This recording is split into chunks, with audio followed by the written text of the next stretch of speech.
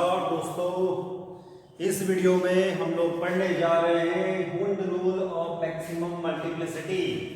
हुंड का अधिकतम बहुपता का नियम। हुंड का नियम किसके ऊपर बेस्ड है?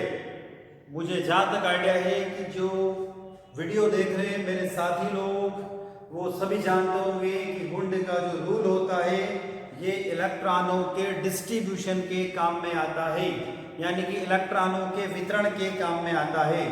यदि हम इस रूल के बारे में बात करें तो हम ये कह सकते हैं कि साइंटिस्ट का नाम है F Hund.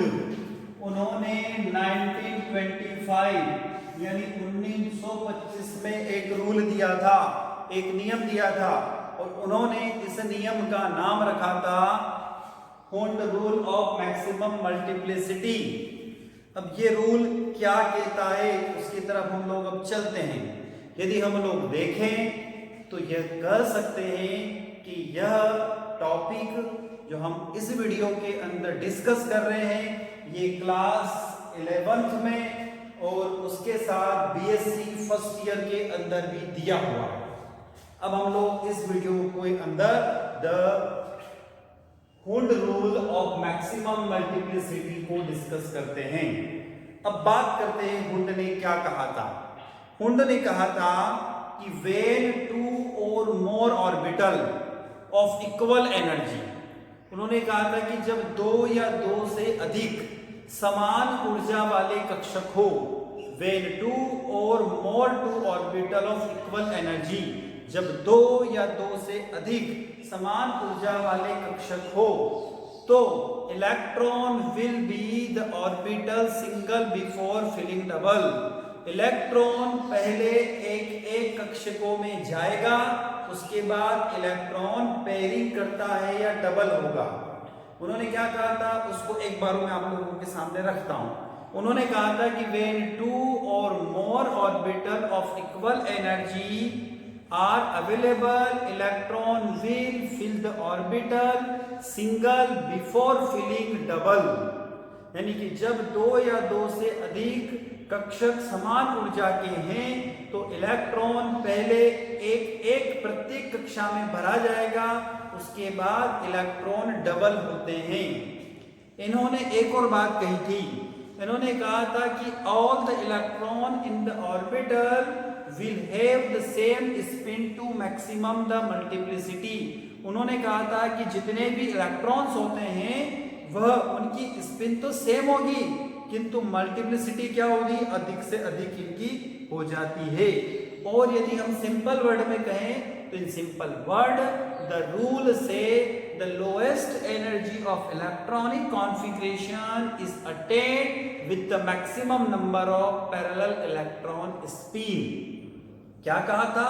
In simple word the rule says lowest energy electronic configuration is attained with the maximum number of parallel electron spin। Clear? तो ये बात हुई थी किसकी? मल्टीप्लिसिटी रूल की। अब इसको हम कुछ एग्जाम्पल के द्वारा हम समझते हैं। कैसे समझते हैं उसके बारे में बात करते हैं। जब हम इसके एग्जाम्पल को समझ रहे हैं तो हमने यहाँ पर एक पी शेल ले लिया, पी कक्षक। जब हम पी कक्षक ले रहे हैं तो हम कह रहे हैं पी तीन होते हैं, पी एक्स, पी वाई और पी जेड, तीन पी होंगे। ठीक है, अब इन तीनों पी को हम अलग अलग एग्जाम्पल के द्वारा इसको हम समझते हैं। सबसे पहले हमने एक एलिमेंट लिया जिसका नाम है बोरान। इसका एटॉमिक नंबर होता है 5, इलेक्ट्रॉनिक कॉन्फ़िगरेशन होता है 1s2 2s2 2p1। ठीक है, आगे कार्बन जिसका एटॉमिक नंबर 6 है यानी 1s2 2s2 2p2। उसके बाद आता है नाइट्रोजन जिसका 7 एटॉमिक नंबर होता है तो 1s2 2s2 2p3। ऑक्सीजन जिसका 8 होता है तो 1s2 2s2 2p4। ठीक है, boron, carbon, nitrogen, oxygen, oxygen के बाद आता है फ्लोरीन, इसका 1s2 2s2 2p5 electronic configuration है। उसके बाद आता है नियोन जिसका एटॉमिक नंबर 10 होता है, हमने लिखा 1s2 2s2 और 2p6। देखो हमने यहाँ पर 6 अलग अलग एलिमेंट लिए हैं। और उनके इलेक्ट्रॉनिक कॉन्फ़िगरेशन लिखी। अब उन इलेक्ट्रॉनिक कॉन्फ़िगरेशन के बेसिस पर हम किसी भी इलेक्ट्रॉन को जब फिल करेंगे, उसको फिलअप करेंगे तो किस तरीके से किया जाएगा वो कौन बताता है, तो वो हुंड रूल बताता है। हुंड ने क्या कहा, तो सबसे पहले हम आते हैं यहाँ पर देखिए आउटर मोस्ट कंडीशन की बात करते हैं। तो पहली कंडीशन की बात करो तो पहली कंडीशन तो सबके अंदर सेम है 1s2 2s2। ठीक है, आप देखोगे कि यहां से यहां लगाकर यहां तक यानी बोरान से नाइट्रोजन तक आप देखोगे कि ये सब सेम है, तो वो सेम हो गए। अब बात करते P1, तो P1 के लिए हमने पहला इलेक्ट्रॉन लिखा Px में। जब यहां पर आ गया P2 तो दूसरा इलेक्ट्रॉन कहां जाएगा, Py में जाएगा।